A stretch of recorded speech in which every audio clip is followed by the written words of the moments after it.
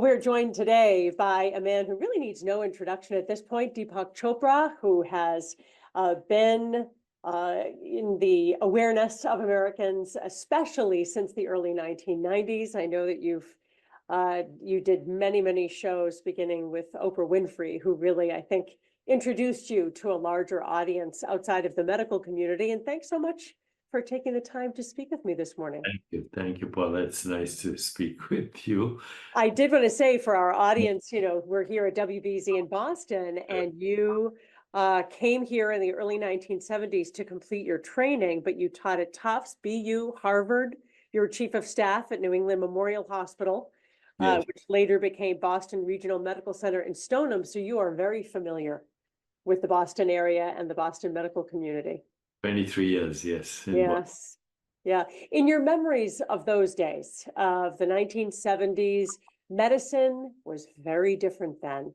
How would you describe your experience in the greater Boston area? Yeah, let me share with you something very interesting. Mm. 2 days ago, I was walking on the streets of New York, and I ran into my professor at Tufts Medical School when I was a fellow, and he's now 100 years old.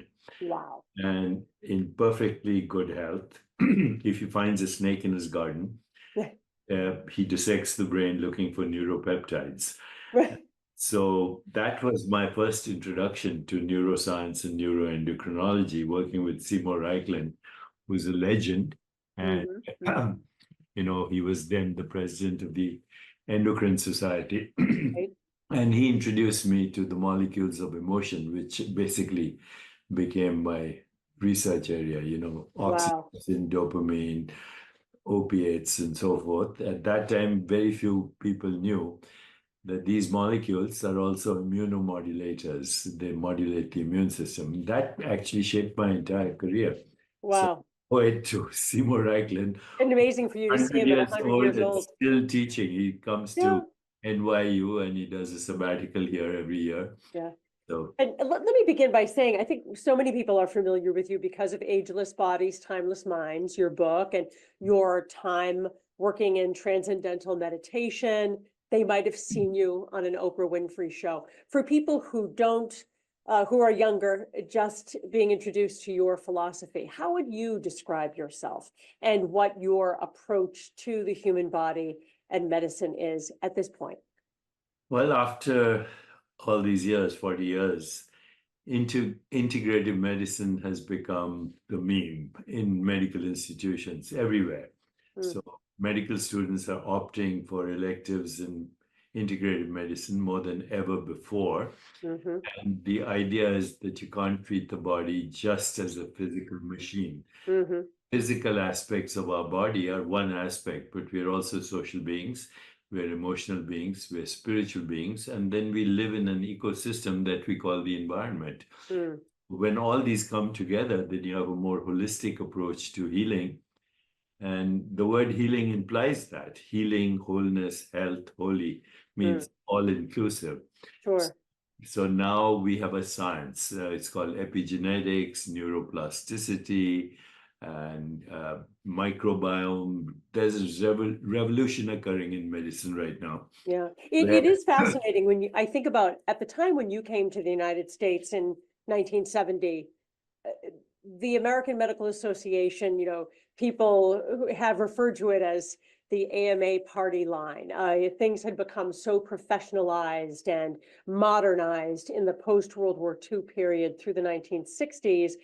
There wasn't a lot of room to embrace new concepts, like the kind of new age concepts that you brought about by the early 1990s. It took a lot of time, didn't it, for the American medical establishment to be kind of shaken out of that rigidity. Would you say that? Not as a criticism, but just as a mindset. You can understand. That's how science works, Paula. It takes time. It also takes validation. And to be very honest with you, when I was in the 70s, although I was training now with one of the most prestigious people in the mind-body field, but he was a researcher, we did not have the science that we have.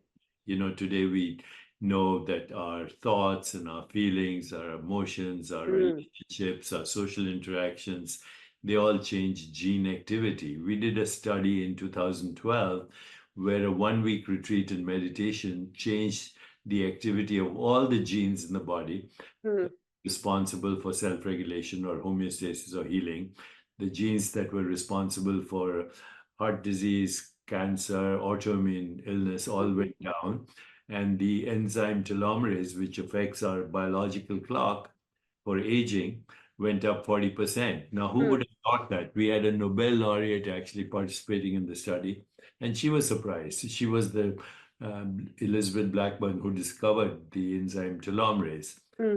This was unforeseeable then. I have to say, I was speaking intuitively and more to the public and based on my experiences with my patients.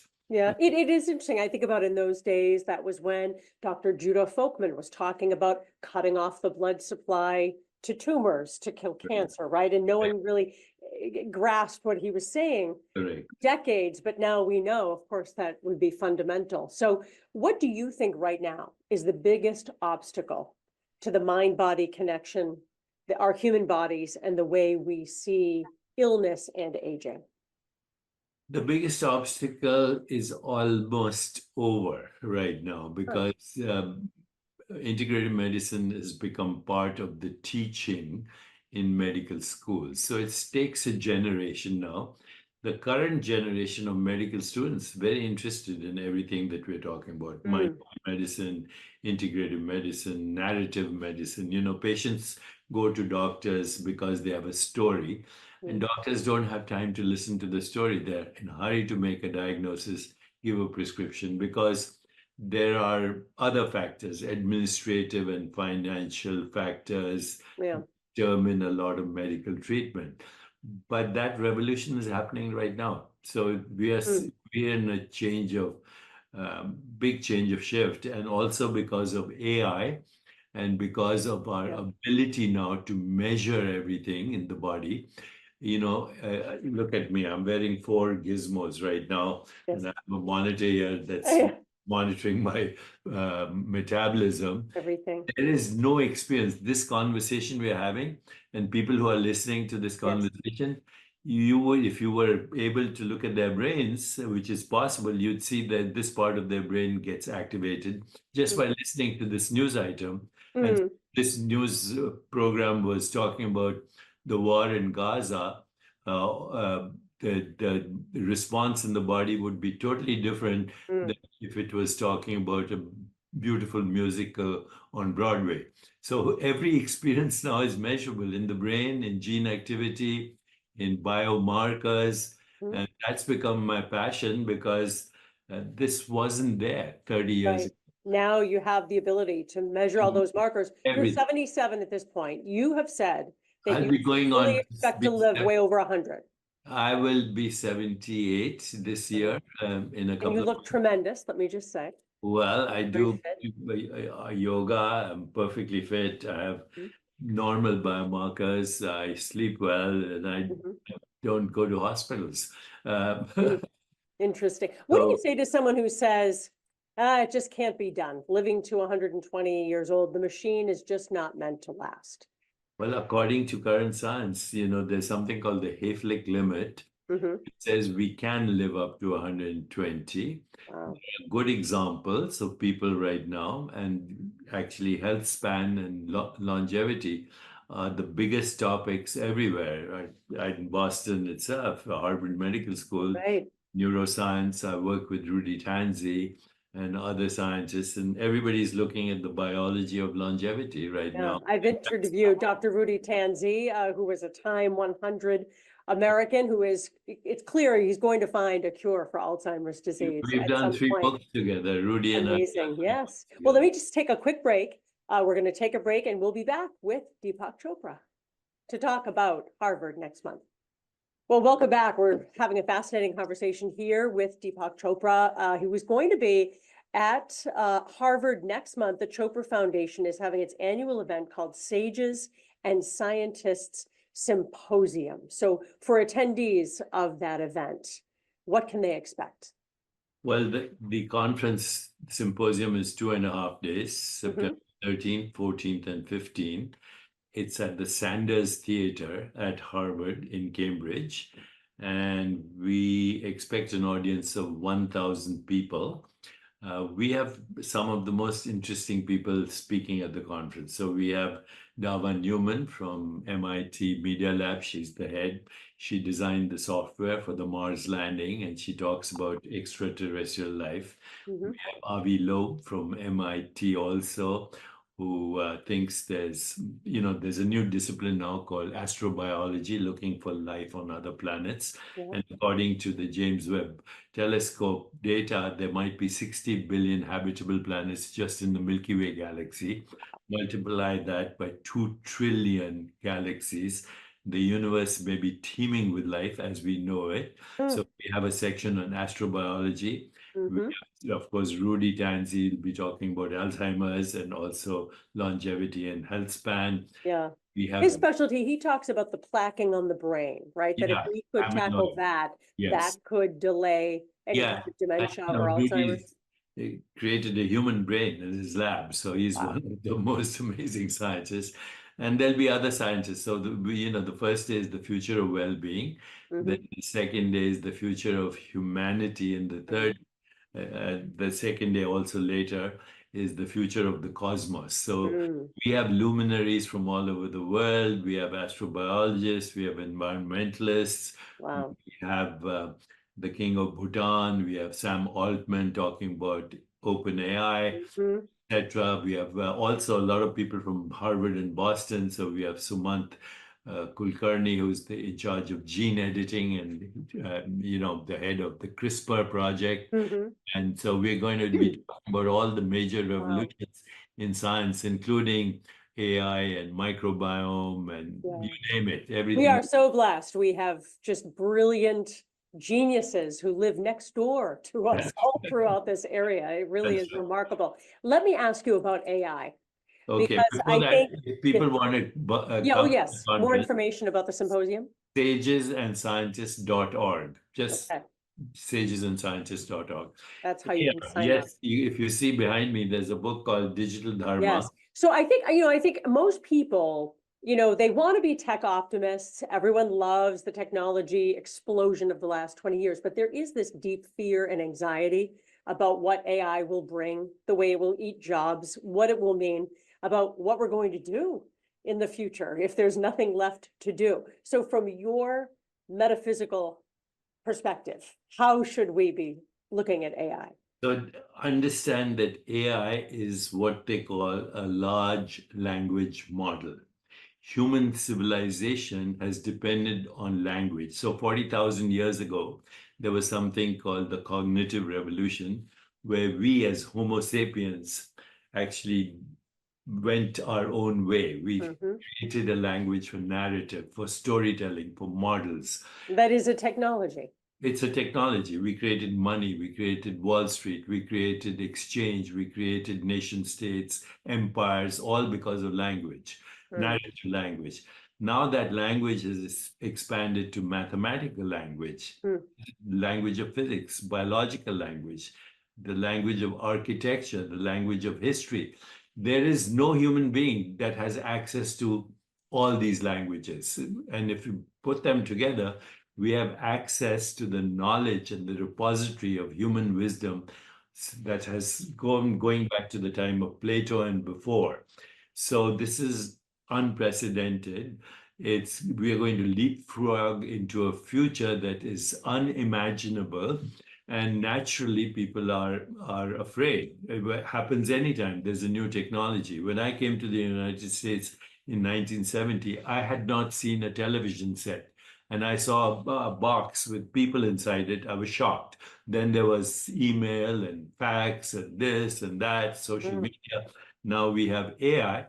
Like anything, it can be misused. We Sure. already have evidence that they have been used for hacking into elections, etc.